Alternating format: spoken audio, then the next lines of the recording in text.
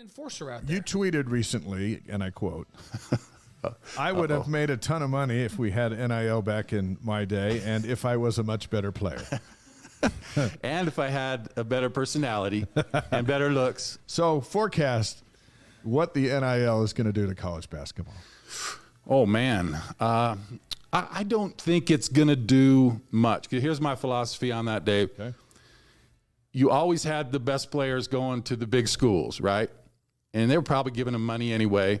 And so they were going to get who they were going to get, and BYU is going to get who they could get. Yeah. Now those schools can pay more than BYU, so they'll still get those best players because they're paying for them, and BYU will get who they can afford, which is the same players that they otherwise could have gotten. So I don't think it'll make much of a difference except for the lives of the players. I mean, that's a pretty sweet deal when you're bringing in some of that money.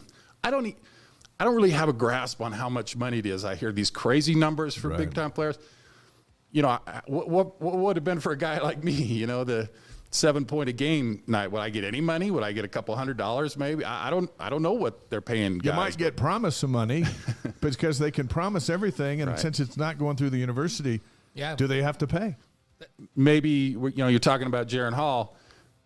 Used to be a couple years ago, man, he's just going to go, right? And now maybe he's thinking, well, if I stay, it's a business decision. It's a business decision for him. So maybe you see guys that otherwise would have left that will stay because they're making enough money.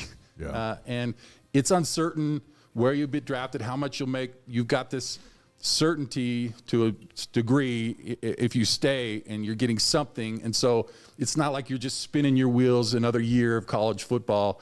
You can actually make some money, maybe improve your stock and get more money on the back. So it'll be interesting to see how it shakes out. I think that, you know, I don't think we'd be talking about Jaron considering staying if it weren't for the NIL bit.